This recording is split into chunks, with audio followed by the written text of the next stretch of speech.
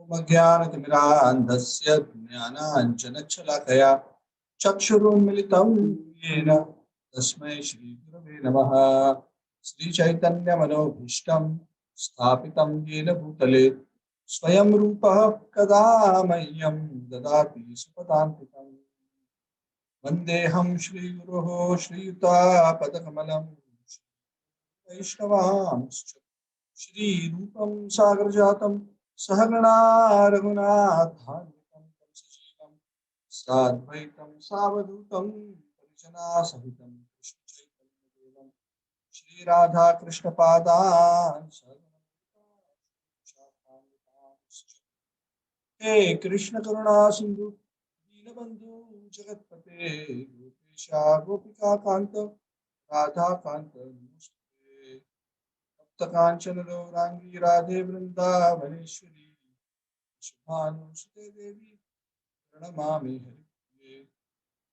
वंशकल्पतरुभ्यश्च कृपा सिन्धुभ्य एव च पतितानां पावनेभ्यो वैष्णवेभ्यो नमः।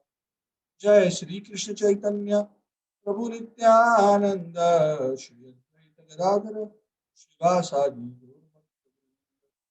हरे कृष्ण कृष्ण कृष्ण हरे हरे हरे राम राम राम हरे।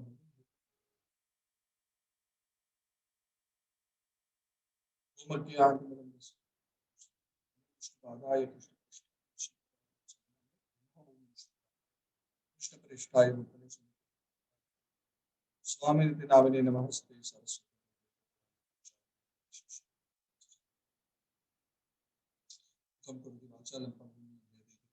कृपादमहं वन्दे श्रीगुरुं दीनतारिणं परमानन्दमाधवं।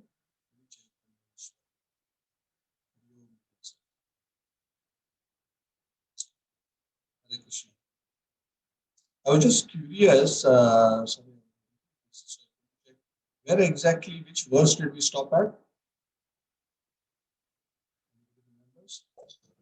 Hare Krishna, Prabhuji. I think we completed chapter 4, right? That's what I also thought. I'm just double checking. I also remember that we completed and we are about to begin 5. Yes, Prabhuji. I think we completed 4 and we are about to start 5. Okay, good. That is my understanding as well. Sorry, we missed the last class because I was unwell. So I'd like to welcome everyone to the Bhagavad Gita class. So we have completed 4 chapters of the Bhagavad Gita, and we are about to begin the 5th chapter. The 5th chapter of the Bhagavad Gita is also related to Karma Yoga. Remember, the 3rd chapter is also related to Karma Yoga, and the 5th chapter is also related to Karma Yoga, but it is taking Karma Yoga to a more deeper level of understanding. That is why this chapter is entitled Karma Yoga, or Action in Krishna Consciousness. Sanskrit is also known as Karma Sannyasa Yoga. So how one can put sannyas means samyak nyasa, to completely control or completely stop. Completely stop what? Karma. Yes. Krishna has been exhorting Arjuna right from 2nd chapter onwards, 3rd chapter, 4th chapter. Stop this karma, stop this karma. Arjuna has been struggling to understand. Just to recap, some basic concepts. Krishna so far has introduced 2 main concepts. One is, in the 2nd chapter, he introduces the concept of soul. He tells Arjuna, you're not this body, you're the soul, you're never going to die. Nor are any of these kings or soldiers ever going to die. So the immortality of the soul is one principle. And the other principle is the soul, who's actually immortal and part and parcel of God, is trapped in this material world because of his karma. So one has to become free from karma, and that is why one has to stop karma. That is the broad message. What what does the stopping karma actually mean? And Arjuna is really struggling to understand right from third chapter onwards. How do I suddenly put a pause on generation of karma? How do I go about doing it? Is it even practical? Is it even achievable? And Krishna, through chapters 3, 4, and 5, is actually trying to explain that understanding properly to Arjuna so that he can actually properly understand what is the technology of stopping karma. What is that vaccine? Nowadays, COVID-19 and everybody wants a vaccine. There are two ways. This one is never go out anywhere, just sit at home, make sure that you never get infected. Which is not a solution that everybody likes. So is there a way that I can still go out, interact, go to my restaurant, go to my parks, go to school, go to office, and still remain unaffected by the virus? What is that vaccine? So everybody wants a vaccine, right? Everybody can go out. The whole world is waiting when everybody will be vaccinated. We can go back to normal. Because people don't like to simply stop activity and remain isolated. They want a solution of immunity from the negative while still continuing to engage in the positive activities. It's the very nature of the self. So Arjuna is really struggling to understand what is it that Krishna is recommending. Because in the second chapter, my volume is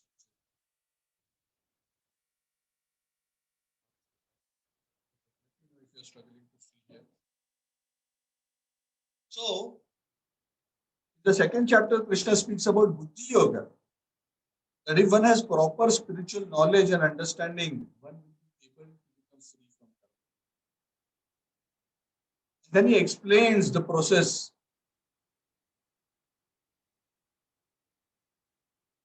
He explains this process to Arjun as working with detachment.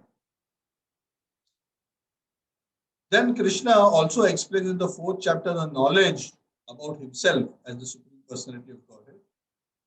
Even after going through all this conversation, Arjuna is still not clear as to what is actually Krishna's recommendation.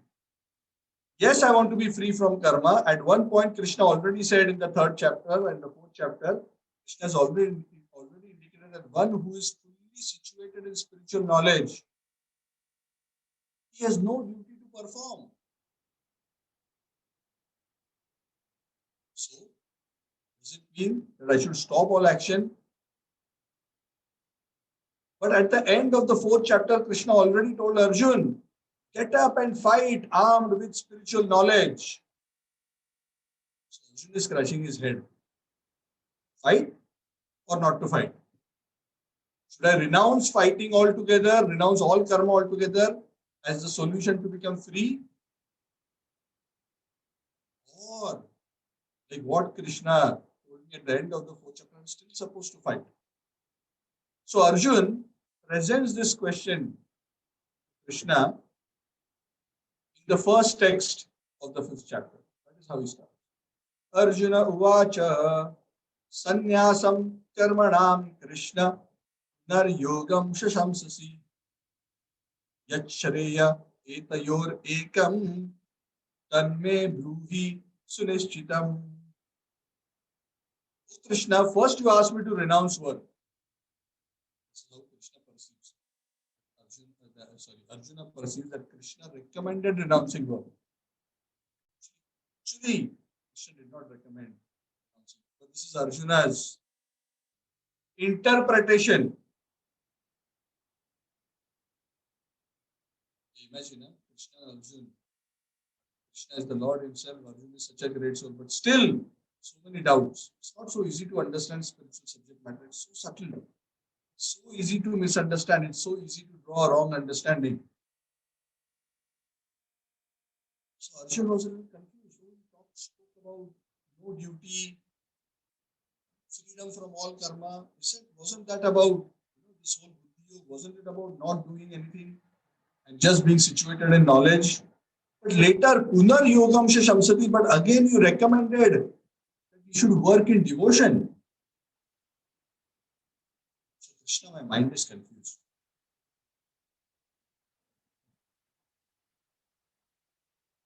Sorry, some of you are saying my voice is sometimes high and sometimes low. Just trying to plug in my mic again. I don't know whether that is going to help. Is it better now? Yes, Prabhuji, it's now. Yes, better. It is better. Okay, I do not know. Maybe there was slightly loose connection in the jack. Okay. So Arjun is asking Krishna, please tell me out of these two, totally avoiding work and second, working in devotion. Out of these two, please tell me which is better. What is actually more beneficial for me? Yat Shreyasyan. Yat Shreya Etayor Ekam. One. Tell me one. Which out of these two paths should I take? So Arjuna is a little confused. Actually, he's not confused, but he's acting confused because he knows people like us will be confused. So he's presenting himself as confused so that it helps us to understand. Because this is actually a big question. When people talk about becoming free from karma, somehow the immediate thinking that comes to most people is, oh, I must just renounce this world and go away. Then only I can become free. Because if karma is entangling, then not performing any karma must be the solution. From a material perspective, it is natural for one who doesn't know the spiritual science to intuitively think that this must be the solution. And that was the solution that Arjuna was initially inclined. That's why he was saying, Krishna, I don't want to fight. I want to go to the forest. I want to renounce all work. And initially, Arjuna thought Krishna is talking about the same thing. He's talking about when you are situated in perfect knowledge, there is no duty for you. So Arjuna thought Krishna is recommending to stop all karma. Actually, that is not what Krishna meant, and we'll discuss because Krishna explains this point in detail over the next few verses. What is it that he was actually referring to when he said, has no duty to perform? A self-realized soul has no duty to perform. So, Krishna starts by telling Arjuna in the second verse, he says, Shri Bhagavan Uvacha Sanyasah Karma Yogascha Nishreyas Karava Vubhau Tayostu Karma Sanyasat Karma Yogo Vishishyate. The Lord said, Arjuna, actually, both renunciation of work and work in devotion aid in liberation. But out of the two, working in devotional service is better than renunciation of work. Krishna says both have their place. But what is better? Performing your work in a devotional spirit by renouncing the fruits of activities is better. Now, if you read just this verse alone, you may think, why Krishna is saying the renunciation of work also leads to liberation? No. What Krishna is saying here is, Krishna had already explained in the 3rd chapter and 4th chapter that renunciation of work helps or is a possible practice only after one has come to a spiritual platform. Only when one has become fully self-realized and situated in a fixed transcendental consciousness, only at that point a person becomes free from all obligations to duty. Not otherwise. So Arjuna is mistaking that as a practice. Oh, whoever wants to be free can immediately renounce. all activities. Krishna never recommended. And that is why Krishna is saying that that kind of renunciation of duties actually very, very few people in a very advanced stage can do. But the general and the beneficial process for all people, whether not liberated or liberated, is to always perform their duties, but do it in a devotional mood without being attached to the fruits of the activities. Because that is also a sadhana, and that is also the sadhya. That is also the means, and that is also the end. Because in the end, one does it out of pure love. But as a means, when one still has a little bit love only, but still one does, impelled by duty, impelled by knowledge, one is still doing it. So it is still sadhana. So Krishna is not dismissing renunciation of work altogether. Krishna is saying, yes, it has its place. But that is not really something which is the recommendation for people in general to follow. That is a step achieved after much advancement. Of course, some people are inclined towards giving up the fruits, giving up their activities altogether. But Krishna has already explained that prematurely doing so is actually a cause of problem rather than a cause of solution. And that is why the great souls, the acharyas recommend. Rupa Goswami says in Bhakti Rasamrit Sindhu, prapanchikataya buddhya hari sambandhi vastunah mumukshu bhi parityago vairagyam falgu katyate. Renunciation becomes complete or is said to be renunciation in its true sense, not simply by giving up activities or giving up things, but rather by understanding the connection of everything with the Lord. If one simply prematurely thinks himself liberated and starts renouncing everything without understanding its relation to the Lord, then this kind of renunciation is actually said to be incomplete. Falgu, Vairagyam Falgu Kathyate. Because when we look at it deeply and think about it deeply, what is it that we can actually renounce? Yes, if I ask you all, what is it that you can renounce? Some people will say, oh, I will renounce my house, I'll renounce my car, I'll renounce my job. But then the question can be asked back to us. Were you ever really the owner of your house, your car, or even your body? You can renounce something only if you really own it, right? Correct? If I come to your house, I'm just giving an example, yeah, and I say, I renounce your house. I don't want it. You'll say, are you mad? This is my house, not your house. What are you renouncing? So people say, I renounce the world, as if the world belongs to them. So the great souls say, no, no, no. This kind of renunciation is an incomplete understanding because it never belonged to you. How can you renounce something which was never yours in the first place? What you have to renounce is the wrong understanding that you had that it belonged to you. That is what you have to renounce. And you have to replace that wrong understanding with the correct understanding that everything belongs to Krishna. Hari sambandhi vastunah. So ultimately, renunciation is not just about saying no, no, no, but actually understanding the factual position of everything that is. When one actually understands that, one can still interact with the world, but never lose spiritual vision. Correct? Because even when they see the house, even when they see their own house, they don't think it is my house. Because this house belongs to Krishna. Krishna is allowing me to use it in his service. This is not my body. Krishna has given me this body as a vehicle to use for the spiritual evolution of my soul and to be used in his service.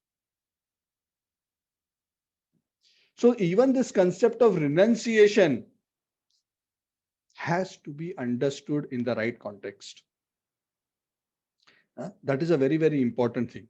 Yes. So the bottom line is, what do you actually own to renounce? The only thing you have to renounce is your false sense of proprietorship. And you have to replace it with the right understanding that everything,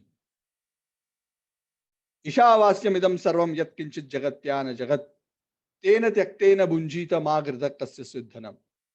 And the Ishopanishad has this very beautiful verse. It says that everything in this world, Ishavasyam idam sarvam kinchit jagatyam jagat, everything animate and inanimate in this world is actually the property of God. It is not your property, even though it may be temporarily under your physical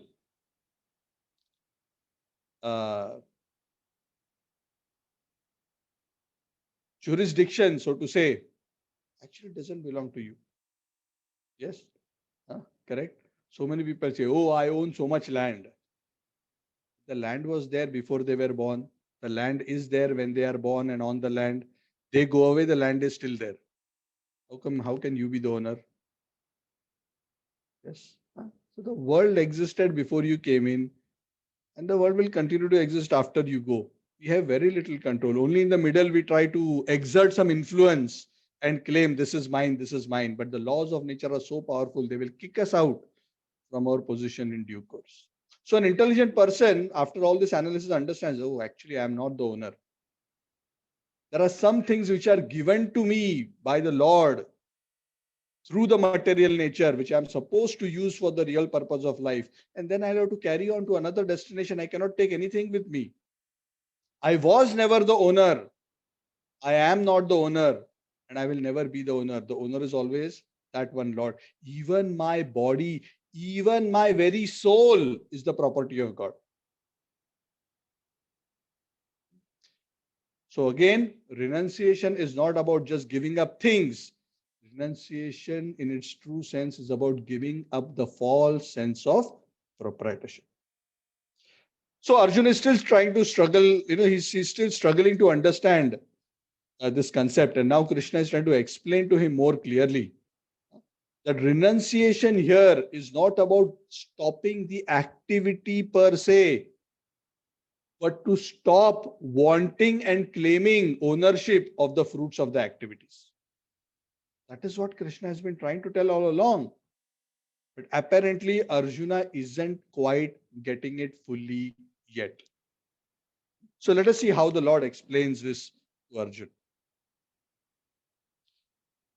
So Krishna, very beautifully in verse 3, he says, Nyeyaha sanitya sannyasi yona dveshti na kangshati nirdvandvo hi mahabaho sukham bandhat pramuchyate.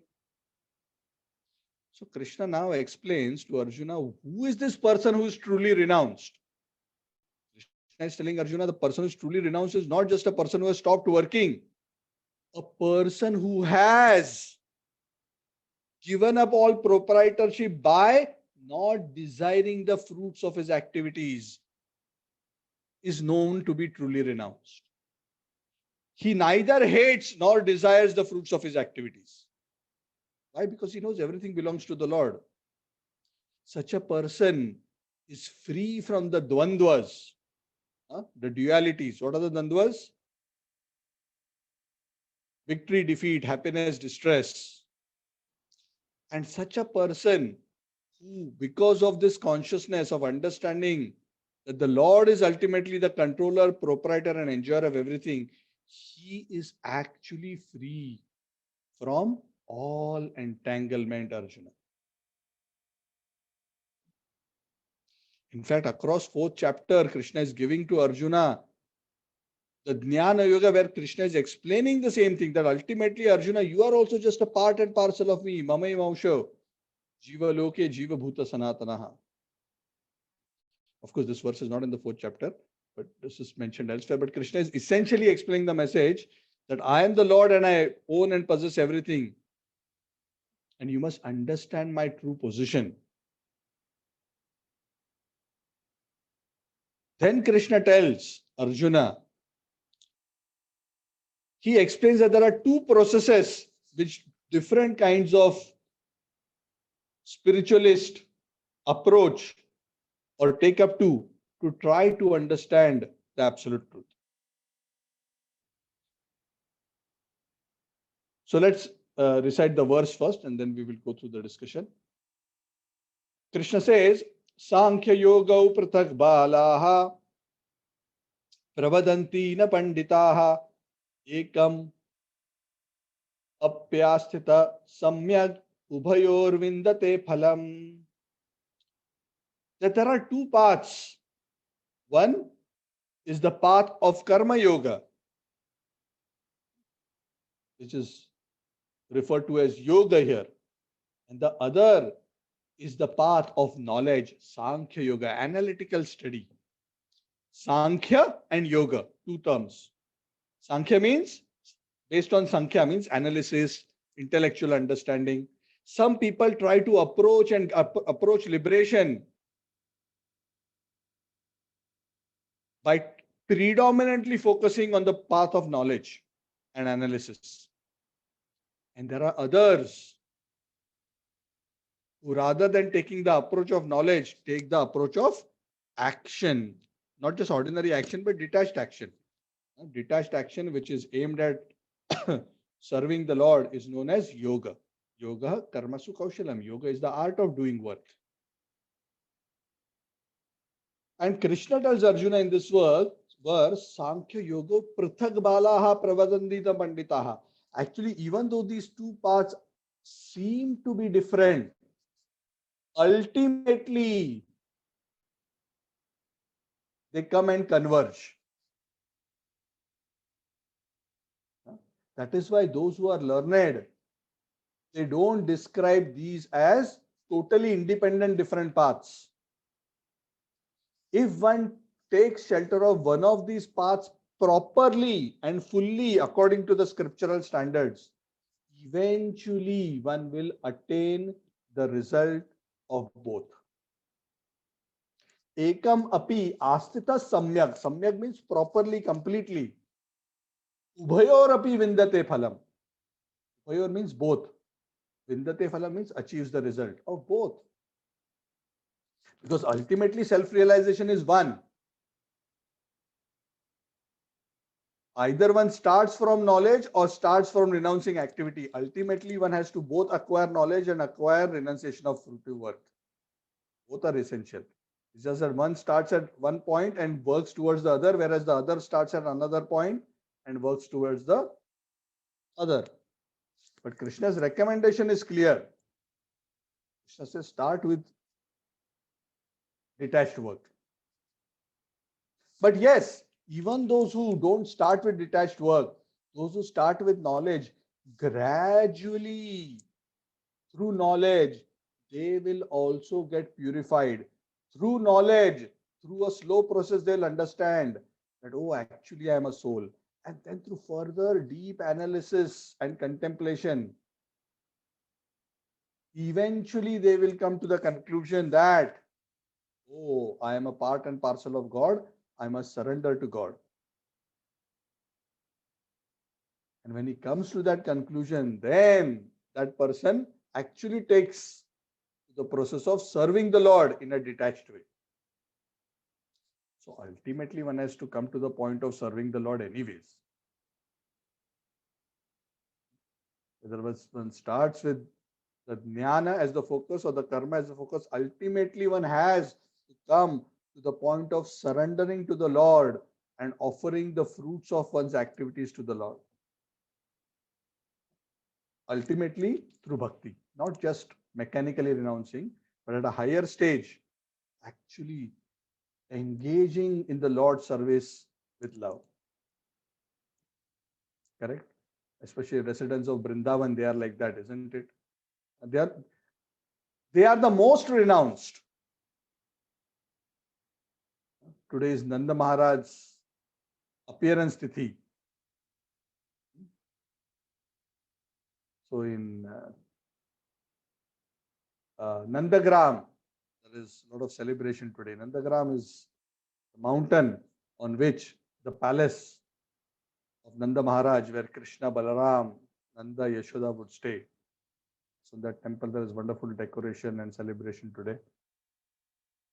So Nanda Maharaj was like the king of the Brajvasis, staying in a beautiful palace, having all facilities, having servants, everything. But he was the most renounced. Yes, he's a wonderful example of this. Why was he most renounced? Because he was renounced not just in the sense that he gave up artificially, but in the sense that he used everything to serve and please Krishna.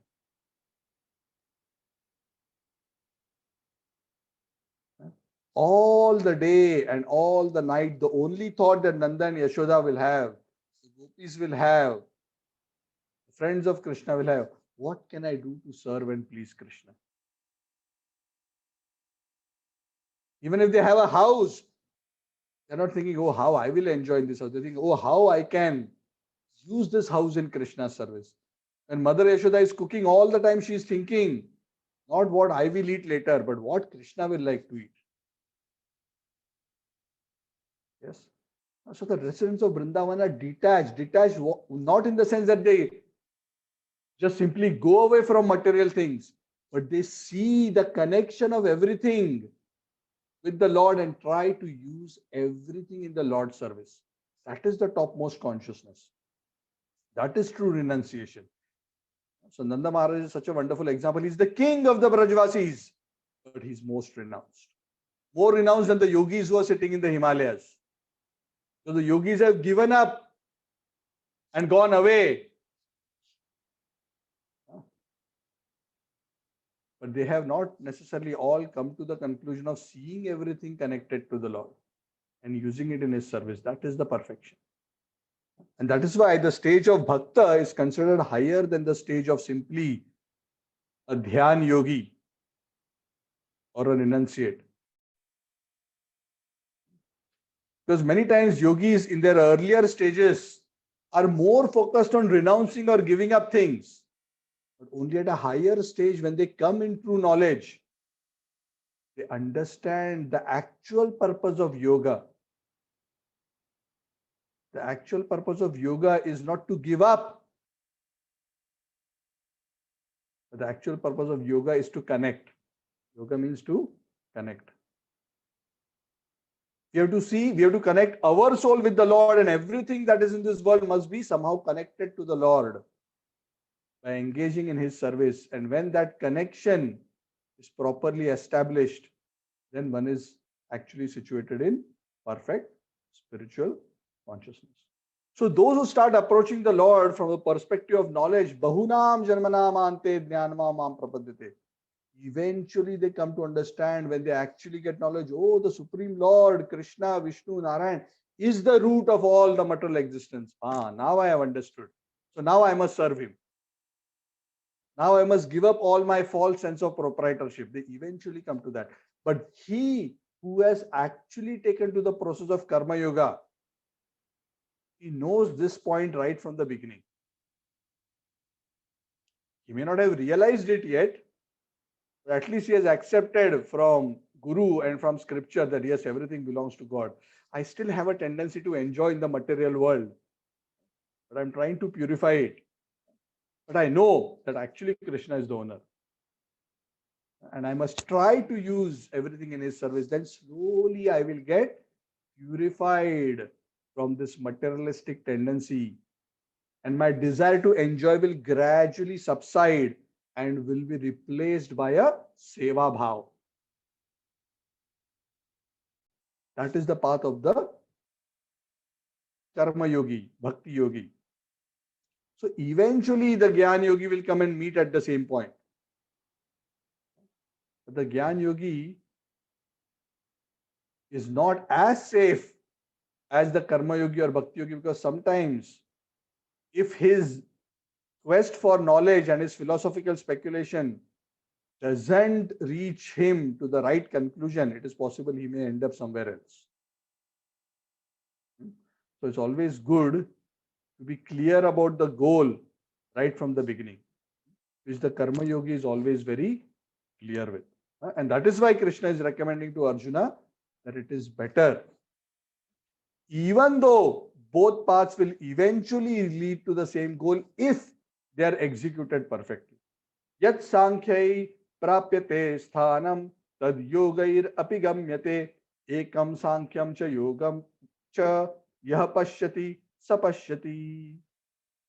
One who knows that the position which is reached by Sankhya or analytical study can also be attained by yoga or devotional service. And that's why he sees that ultimately these two processes are not different, because ultimately they aim at surrendering to the Lord and serving Him with love. Such people actually see and understand things as they are. So Arjun, don't be confused. Ultimate objective is still to love me and serve me. But please understand, my recommendation is not just dry renunciation. This dry renunciation actually is troublesome, Arjuna. Better you take to the process of yoga. Why? Sanyasastu mahabaho dukkham aptum ayogatah yoga yukto munir brahma na chirenadi gacchati. Arjuna, if people simply renounce with an immature understanding without actually seeing the connection to me, people just simply renounce when they take to the process of Sankhya in an immature way. This kind of renunciation without seeing the connection of things to me actually is a painful path.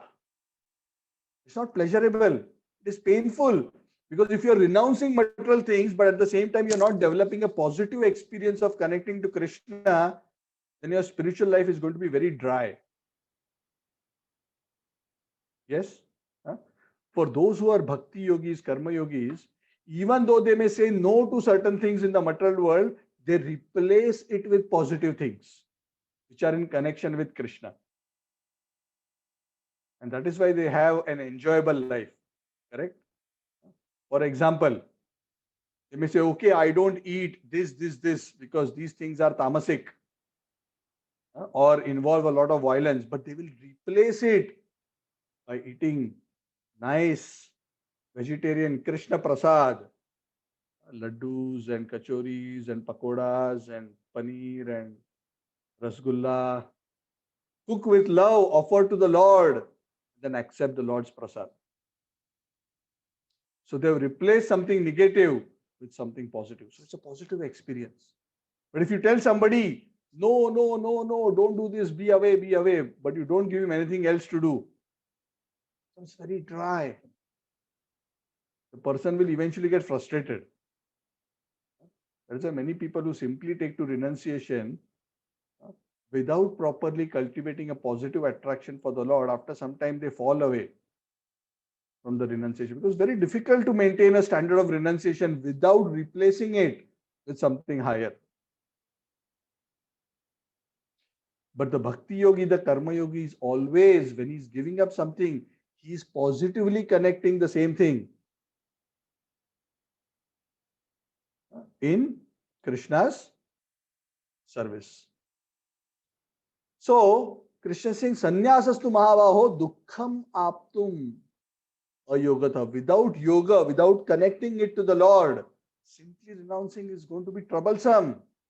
But yoga yukto munir brahma, he who properly understands this process of yoga, of connecting everything in service of the Lord, na chirena adi gacchati, without delay, very quickly he can achieve the spiritual perfection, because he can actually experience a positive spiritual taste in his connection to the Lord. And that is why he doesn't deviate from the path. He remains steady and moves very fast. Yes. So if he has a house, he doesn't have to renounce the house. He simply has to convert his house into a temple. Not in the sense that he has to break the house and build a temple there, but in the sense that he installs the Lord and worships the Lord in the house and accepts the Lord as the proprietor of the house. He converts the house into a temple.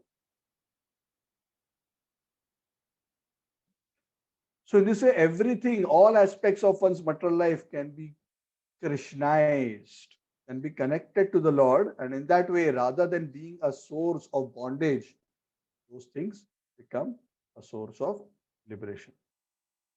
So Krishna is telling Arjun, simply renouncing is not going to be helpful. It is going to make it very frustrating and painful. But better you slowly learn to engage everything to me and connect it to me, and then you can achieve perfection very fast. Yoga yukto vishuddhatma vijitatma jitendriyah sarvabhutatma bhutatma kurvan api na lipyate. So Arjun, what I'm trying to tell you is that it is not just about giving up the duty. Why are you again and again saying give up duty, give up duty? No. Give up the sense of trying to enjoy for yourself. Give up the sense of false proprietorship. And how you can do that? You can do that by controlling your mind and senses, by purifying it, by working in devotion. That is how you renounce. You don't renounce the work, you renounce the desire to enjoy materially. That is what I am meaning by renunciation, Arjun. And that is possible only by controlling the mind and senses and by connecting to me in devotion. In fact, a person who does so, Arjun, actually becomes very blissful because of his connection to me, unlike the dry path of those who are artificial renouncers. And not only that, Arjun, such a person becomes dear to everyone. Everybody wants that everybody should like them, but nobody knows the formula of how they can make everybody like them. So Krishna is saying that he who is actually a yogi, who's connected to me in love, the bhakti yogi, he actually becomes dear to all. Why? Because he is watering the root of the tree. When the root of the tree, the Lord is pleased, automatically all living entities become pleased. So this is the formula to make everybody like you. If you want that everybody should like you, then you should fully devote yourself to loving the Supreme Personality of Godhead. And such a person who works in such a spirit of devotion, even though he is doing all kinds of work at an external level, Arjuna, know that it is as good as not working. Not working in the sense that he is not producing any karma. So this is the formula of no work. The formula of no work is not by not working, but by working in such a way that it doesn't produce any karma. That is what you must understand, Arjun. That is the secret that I am trying to explain of being free from all karma. Because it is not actually possible to stop doing. Didn't I already explain to you? Because we are also breathing continuously. Can you stop your breathing? Breathing is also producing karma. Walking is producing karma. So practically simply existing is creating karma. Then how are you going to stop this? Isn't it impractical to try to think that one can stop all karma simply by trying to stop work? That's a ridiculous proposition. So the formula is through detachment. And then he says, verses 5.8 and 9 says, Naiva kinchit karomiti yukto manyeta tattvavit Pashyan shrunvan sprishan jigran ashnan gachan swapan shwasan pralapan visrijan grinan Unmishan nimishannapi indriyan indriyartheshu vartant iti dharayan. A person who understands the truth as it is, he remains aloof.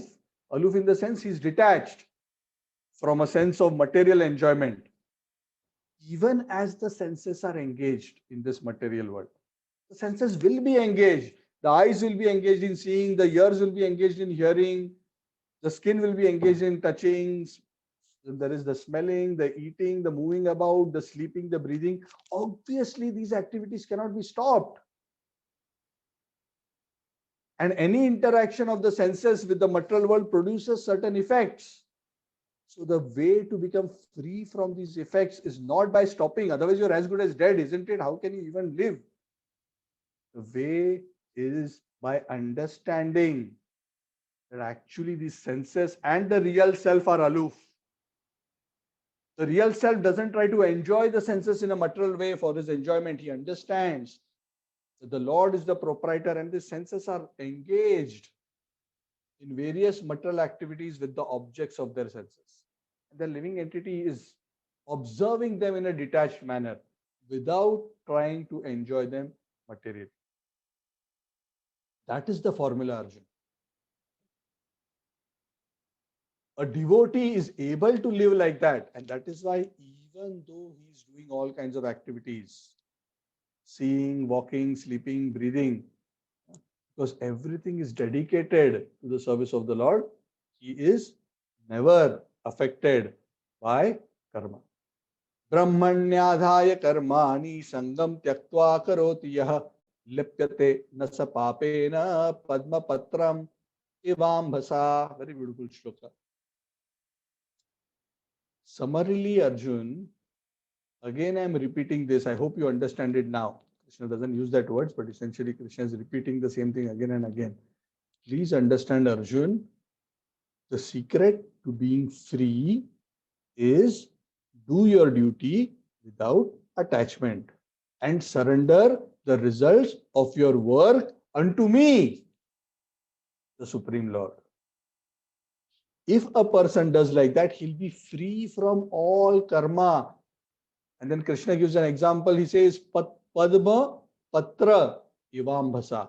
Just like a lotus leaf, the leaf of a lotus is untouched by water. Yes? The lotus grows in the mud in a pond. The leaf of the lotus is just above the water. But actually, the leaf of the lotus is such, I don't know how many of you have seen, even if you pour water on it, it doesn't stick to it. It just forms like a small globule and it just slips off it. It doesn't remain on the lotus leaf.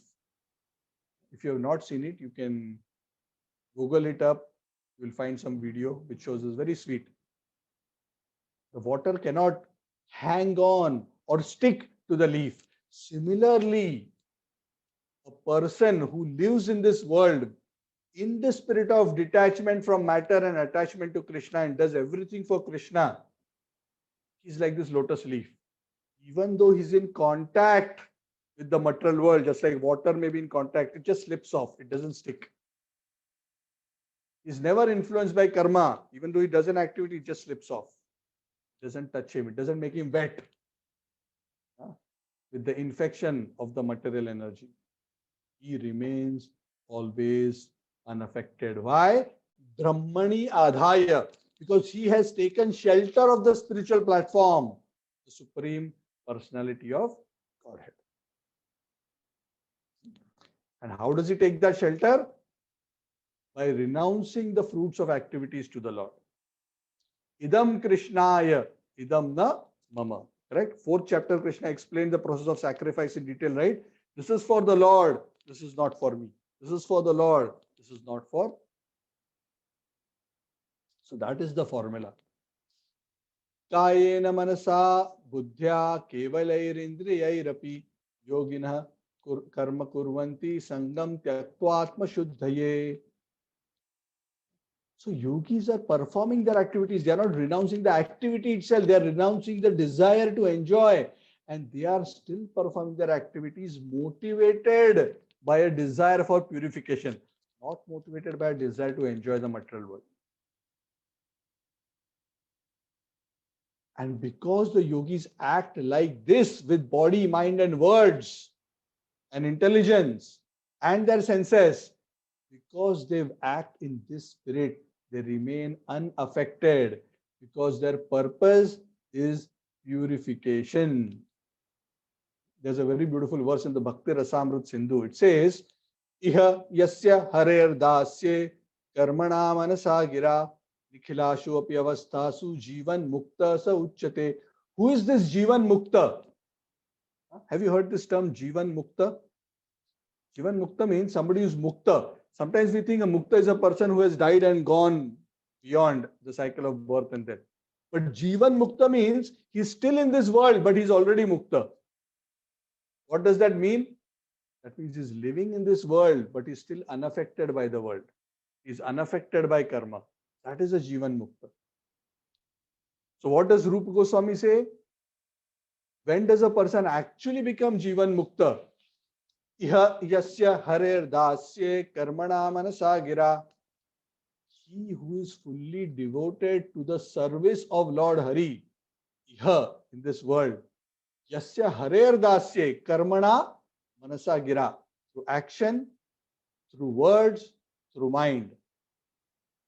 Nikhilasu api avastasu. Even though he may be engaged in all kinds of activities in this world, Jivan Mukta is always liberated. Just like Krishna explains in this verse, Padma Patra Ivambasa, like that. His position is like that. He's never affected. So that is the vaccine. Remember, we were speaking about the COVID vaccine. Yeah. So the vaccine for freedom from karma is not by not acting. The vaccine is by injecting into our hearts. What should we inject? We have to inject into our hearts the spirit of selfless service to the Lord. And when we live a life of selfless service to the Lord, then one will always remain disinfected in this world, even though one may be externally busily engaged. Yukta karma phalam tyaktva shantim apnoti naishtikim ayukta karma karena phale sakto nivadyate. Such a devoted soul who follows this formula that I just explained, he can actually attain proper peace by offering all activities to me. People think that they'll be happy or peaceful by trying to be attached to activities, but actually attachment to activities is a source of frustration and suffering rather than a source of peace and happiness. It's exactly opposite. People think they'll be happy by being selfish, but the secret of happiness is selflessness. That's a very interesting point. So he who understands this can actually become truly happy. But those who are not understanding this, those who are not connected to me, those who are greedy for the fruits of their activities, they will continue to suffer and become entangled. So Arjun, please understand this science carefully. Selflessness is the supreme selfishness. Yes. Selflessness is the supreme selfishness. Do you understand this point? Yes. People think, if I really want to work for myself, I must try to get everything for myself. But actually that formula doesn't work. It actually leads to entanglement and suffering. But if you want to really make the real you happy, the soul, by being selfless, one actually serves the real self. And this is what Prahlad Maharaj explained in the Bhagavad. Nate vidhu swarthagatim hi Vishnu durashaya ye bahir arthamaninaha. These foolish people do not understand that the supreme selfishness is to selflessly serve the Lord. Because those who become selfish by trying to serve their body and mind, they actually end up being frustrated and miserable. This is the key understanding of the path of spiritual life. And he who lives with this understanding, he can be happy in this world even when he is living within this body. Sarva karmani manasa sanyasyaste sukham vashi navadvare pure dehi naiva kurvan nakarayan. When the embodied soul controls his materialistic tendencies and gives up the fruits of activities, and he lives in this consciousness that I have described, Arjun, actually that time he can be happy. That selfless mentality will give him a deep sense of peace, happiness, and fulfillment. And in such a state, even though he's acting at an external level, he doesn't actually create any kind of karma. In this particular verse, our human body is referred to as Navadvara Pure. That's a very interesting term, Navadvara. Navadvara means 9 doors. So the human body is said to have 9 doors. So this is news for you that your body has 9 doors. So quiz for you. Tell me, where are the 9 doors? Yeah. So the answer is in the purport. So anyway, I'll not keep suspense. So 9 doors are actually the 9 openings in the body, right? 2 eyes, nostrils, mouth, 2 ears, yeah, and in the lower part of the body, the anus and the genitals. So total 9 openings in the body. So the body is called Navadvara Pura, a city which has 9 gates. So one can be happy in the city of 9 gates if one has the proper consciousness. So I'm going to stop here. 5.14 onwards, slightly, it's still related to the same idea, but slightly going in a different direction. So we will continue from there later. So summarily, Krishna is explaining to Arjuna, no, I have not spoken about renouncing work. This renouncing of work by itself as a means to perfection is actually not a recommended practice. Yes, after achieving perfection, a person can become free from all material duty. Yes, that is true. And that I mentioned. But I never recommended simply renouncing work as a practice for spiritual elevation. My recommendation was always work with devotion. Because simply renouncing activities without engaging in connection to me is actually a frustrating process. Better from the beginning, even when you still have some material attachment, never mind, you still try to slowly connect every activity that you do. Yat karoshi yadashnashi, yat juhosi dadasi, yat tapasyasi kaunteya, tat kurushvama darpana. Connect every activity to me. Yes, you may not be fully purified yet. There may still be some selfishness in you. I am not expecting, Arjuna, that overnight you will become pure. But you can start, at least you will have the knowledge that I am the Lord, I am the owner, and slowly you can start engaging. You are eating now for you. Can you not slightly change that process? That before you eat, you offer to me and you eat. In that way, you will spiritualize it. You are anyway staying in a house. Can't you do this? Can't you establish me in the house in a grand way and worship me? And the house also you will understand belongs to me. Your family members, why don't you all come together and every day discuss the Gita and do some kirtan for me together? In that way, your house becomes a temple. Your family members become a family of God. In that way, you can purify your existence, Arjuna. This is the process I want you to take. Not that just by saying everything is material, I give up everything and go to the forest. No, that process is going to be a very painful, frustrating process. That is not my recommendation. So work in devotion, connect everything to me. Okay? So in this way, Krishna is addressing Arjuna's query. So I hope like what Krishna, Arjuna understands. Hopefully by this time we have also got some understanding of what Krishna is trying to tell Arjuna. So I'm going to stop here and open the floor for any questions. Thank you.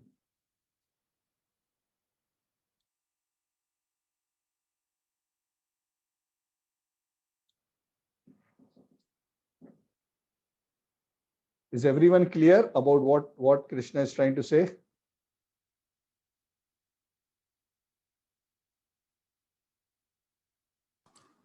Yes, Prabhuji. For me, clear, but it missing out of my mind actually. Unable to digest. While The digestion will come when we start yeah, implementing the process. correct, yeah. So that is why Krishna says, no, slowly connect everything to me. Krishna is not expecting that you immediately will achieve full selflessness and full dedication. But we can start somewhere, right? Yes, Prabhuji. We are still cooking. We are cooking for ourselves. But can we, just before we eat, can we offer it to Krishna and say, Krishna, thank you. This actually belongs to you. By your grace, it is there. Please accept it. After that, I will take it. Maybe we can start there. Yes. Maybe we can say that throughout the day, my consciousness is absorbed in so many things for my own purpose, Krishna. But in the morning or whatever time of the day we take, I'm going to spend some time exclusively absorbing my mind in you by chanting your holy names. Hare Krishna, Krishna Krishna, Hare Hare, Hare Rama, Rama Rama, Hare Hare. Can we not start connecting at that level a little bit first? And that little will gradually, as our attachment to the Lord increases, that little will become more, until the point that even as we are going about doing our day-to-day work, our office work, our housework, we will still be able to remember the Lord all the time. That will come eventually. But we have to start somewhere. And we have to start by giving some time exclusively to the Lord initially, because we are not so advanced that we can always think of the Lord as we are busy doing so many things. It's very difficult for a neophyte devotee to do that. So that is why sadhana is very important. Through that sadhana, we will purify our heart and we will develop our attraction to Krishna. Okay? Thank you, Prabhu. Anything else? Not a question, Prabhu, just a thought um, based on what is being discussed. I was just thinking, Prabhu, for a start, especially those families like with young children, if they can start by, just saying the prayer and like what you said, offering the food to the Lord. And slowly, if they can develop that within their children, this is just my observation, having been in Malaysia, and then when we mix with other races, and they all actually do it, especially when they are in groups. And so it actually helps to strengthen their faith and belief. But basically what happens, even like in Malaysia, most Hindu homes, they don't do that. I mean, yes, unless they have some background, then they do that sort of a thanking. I think if we can start it as a group, and then our children going out and mixing with other children, and then if our children put on this thing slowly, even if they are not into devotee or what, I think that we will be able to catch up with that. Yeah. So this is, thank you, Mataji. So Yeah. this is a very powerful, a very simple, but a very powerful starting point, right? Yeah. Yes. So to put it in very practical terms, what that means is point number one, okay, set up a nice, simple, but nice altar of Krishna where you give Krishna a prominent position in your home. Yeah. And every day as a family together, what does that mean? By keeping your smartphone aside, the family together. Otherwise, everybody will be like this in front of the Lord rather than looking at the Lord. Yeah. So just come together for 5-10 minutes. Chant the Hare Krishna Mahamantra together, either in Kirtan or in Japa. And for maybe 5-10 minutes to start with, just read the Bhagavad Gita, a couple of shlokas together. 15-20 minutes in a day. This itself, if you start, will be such a very powerful influence. And on top of that, also very strongly recommended is whatever you're cooking, whatever especially is pure, is vegetarian, which is offerable to the Lord, please offer something to the Lord and eat that prasad together. A little bit, whatever you offer, you can accept. These very simple, small things, it may seem so, they are so simple that they may seem trivial, but they're not trivial. They're actually very, very powerful means of connecting to the Lord and powerful means of reawakening our spiritual consciousness. Yeah.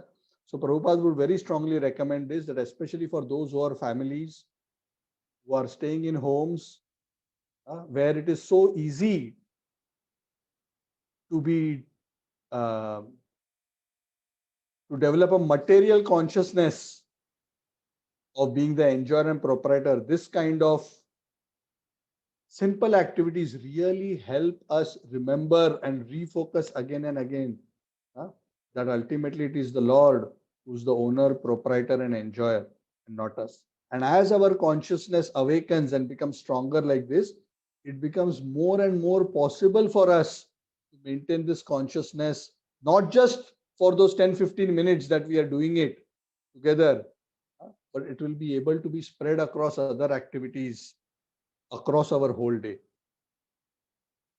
ultimately leading us to such an attachment to the Lord that no matter what we do, we can always remember Krishna and do it in a selfless spirit of love and dedication. Okay, thank you, Mataji. Anything else? Hare Krishna. Rishikesh is listening in a very absorbed way. Hari Bol. Thank you, Rishikesh. So thank you all very much. I hope I see a few. Prashantji, thank you. I see you have joined as well. Nice to see you. Anybody else who has joined for the first time? Mayurji, nice to see you also. As you are connected after some time. Yeah. So thank you, everyone. So I will see you on Saturday. So meanwhile, please chant Hare Krishna, worship the Lord, eat Krishna Prasad, discuss Hari Katha and be happy. Okay. Antara Srimad Bhagavad Gita ki jai.